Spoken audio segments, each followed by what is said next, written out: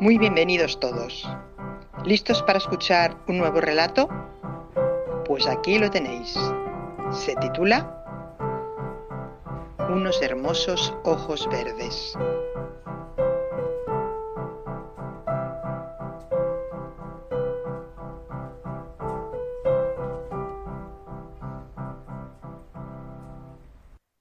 A veces pienso que me equivoqué, que tomé la decisión incorrecta. Elisa siente por un instante que un extraño sentimiento parecido a la nostalgia se apodera de ella. Quizás por eso agita inconscientemente la cabeza con fuerza para alejar la desazón. A estas alturas del camino sabe por experiencia propia que no sirve de nada atormentarse por los caminos desestimados, por lo que pudo haber sido y no fue.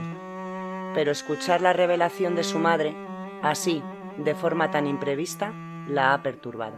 Pero tienes que entender que eran otros tiempos, que por aquel entonces las cosas eran muy distintas.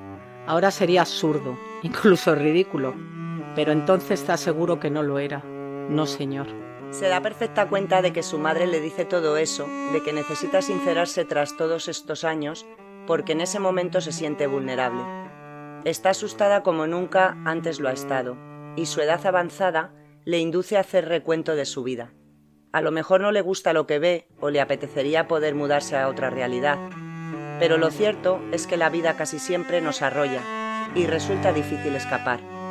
Elisa sabe todo eso y sin embargo no puede evitar que un pensamiento mundano cruce por su cabeza. De modo que yo habría podido tener unos hermosos ojos verdes. Sin duda es fruto de un viejo anhelo de cuando apenas si levantaba unos palmos del suelo.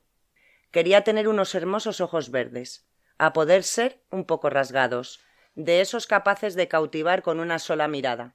Se avergüenza de pensar todo esto justo en ese momento, cuando su madre le ha abierto el corazón de par en par. Respira hondo un par de veces e intenta olvidarse de sí misma. Es entonces cuando descubre que en realidad la revelación no la ha sorprendido, y eso la deja boquiabierta. Tal vez por eso, porque en realidad lo ha vivido como una confirmación, se ha atrevido a preguntarle por quién era él, el hombre del que estaba realmente enamorada, pero con el que jamás llegó a comprometerse. Ricardo. Claro, Ricardo. ¿Quién si no? Esa respuesta la tranquiliza. Es alguien a quien conoce, que le cae bien, que encaja en la historia. Le pregunta a su madre qué ocurrió, porque no acabaron juntos si le conoció antes que a su padre. Su madre no se hace de rogar. Las palabras fluyen de su boca con naturalidad. Habíamos salido algunas veces, pero éramos tan jóvenes. Además, él tenía que marcharse a cumplir con el servicio militar. Y no hizo como otros, que se comprometían antes de partir, sino que me dijo que ya hablaríamos cuando volviera. Y luego ocurrió eso. Elisa piensa por un breve segundo que quizás debería interrumpirla, pero su curiosidad es demasiado grande, así que la deja seguir sin decir nada. Su madre sigue con el relato.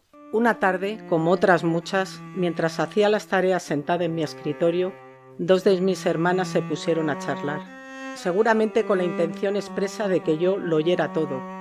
Hablaron de Ricardo. Era el hermano del mejor amigo de una de mis hermanas, así que lo conocían desde siempre. Recuerdo perfectamente sus palabras. Dijeron que estaba claro que lo era, que lo sabía todo el mundo. Por eso estaba trabajando de dependiente en una mercería.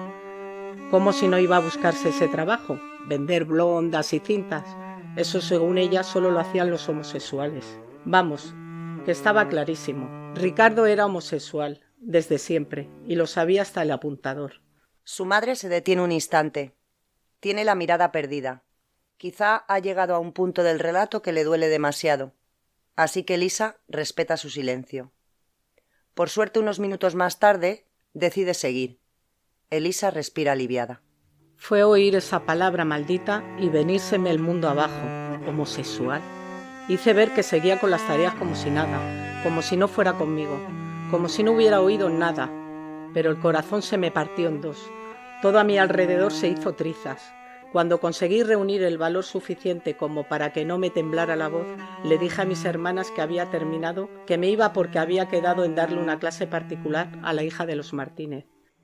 Una vez en la calle, lejos de las miradas escrutadoras, Ya no fui capaz de seguir conteniendo las lágrimas. Corrí a una plazoleta cercana y me senté en un banco a llorar, insegura, inexperta. No solo no dudé ni por un instante de lo que acababa de oír, sino que pensé que todo encajaba. Por eso Ricardo se marchaba a la mili sin comprometerse conmigo. No quería herirme y ponía distancia, para que la cosa se enfriara y le olvidara. Tienes que entender que era otra época, que ser homosexual era un pecado, lo peor de lo peor.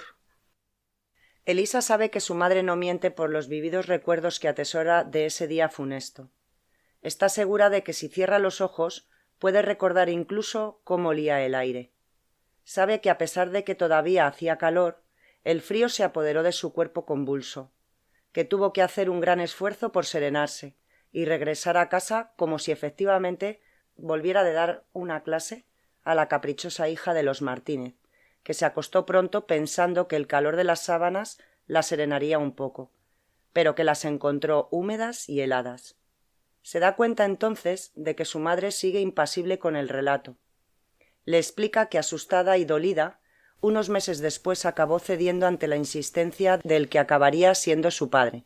De nuevo ese curioso pensamiento cruza por la mente de Elisa. De modo que yo habría podido tener unos hermosos ojos verdes. No acaba de entender por qué cerca de cumplir medio siglo ese descubrimiento parece ser tan importante. Sabe perfectamente que si hubiera tenido unos hermosos ojos verdes, de mirada risueña como los de Ricardo, ya no habría sido ella. Es plenamente consciente de que cualquier pequeño cambio en la sucesión de acontecimientos habría alterado por completo todo lo sucedido a continuación. Como consecuencia, ella ya no sería ella, al menos no como era entonces, como se reconocía. Sería otra, o ni siquiera existiría. Y sin embargo, no consigue sacarse esa idea de la cabeza. Para huir de sus pensamientos le pregunta a su madre cuándo volvió a colarse Ricardo en su vida, si fue en cuanto regresó de haber hecho el servicio militar, pero descubre que fue mucho más tarde, la primera vez que su padre enfermó de una rara dolencia, cumplidos ya los 60. La hermana de su madre había conservado todos esos años la amistad con la hermana de Ricardo.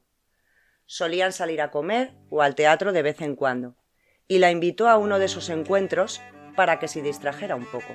Casualmente ese día también se unió a ellos Ricardo. Desde entonces somos buenos amigos. De hecho, es mi principal confidente, el único al que puedo llamar cuando estoy mal. Elisa se da cuenta de que su madre no le ha aclarado todavía una cuestión fundamental. Quizás a esas alturas ya no le parezca importante. A pesar de ello, no puede evitar que la pregunta brote de sus labios. No sabe muy bien cuál es la razón, pero necesita saberlo. Pero entonces, ¿Ricardo era homosexual o no? La respuesta a esa pregunta llegó mucho más tarde, cuando ya hacía años que volvíamos a ser amigos. Una triste tarde de noviembre fuimos a merendar. Recuerdo que tomé un suizo y una ensaimada. Fue él quien sacó el tema. Me preguntó qué había ocurrido, por qué había desaparecido y no había vuelto a dar señales de vida. Dudé unos instantes. Me daba vergüenza después de tanto tiempo, pero al final se lo conté todo. Se quedó alucinado. Me dijo que no se lo podía creer, que había pensado de todo menos eso, que jamás se le habría pasado por la cabeza. Y entonces le pregunté, claro, y me dijo que no, que siempre le habían gustado las mujeres. Elisa se quedó dando vueltas a estas últimas palabras. Le parece increíble que un solo vocablo, un vocablo como homosexual, que para ella nunca ha significado el más mínimo problema, haya podido determinar hasta ese punto la vida de su madre. Entiende que eran otros tiempos, claro, pero no puede dejar de pensar que también fue por la forma de ser de su madre y sus circunstancias, por sus miedos y sus limitaciones, por su forma de procesar esa información. Que a pesar de ser otra época, ella podría haber actuado de otro modo, pero tomó una decisión. Levanta la mirada y se encuentra con los ojos de su madre que le suplican comprensión, y también ella toma una decisión. Mira, mamá, yo creo que no tiene sentido pensar en lo que pudo haber sido, que no sirve de nada. Creo que no te equivocaste, porque en tus últimos años, cuando más lo necesitas, cuentas con un buen amigo que te hace compañía y te ayuda a soportar los momentos difíciles, y eso no tiene precio. Ya nunca sabrás si habríais funcionado como pareja, pero sabes que sí funcionáis como amigos. La sonrisa agradecida de su madre le confirma que ha hecho lo correcto.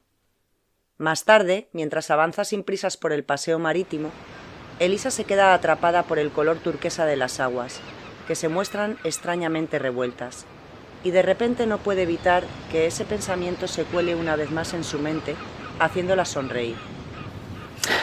De modo que yo podría haber tenido unos hermosos ojos verdes.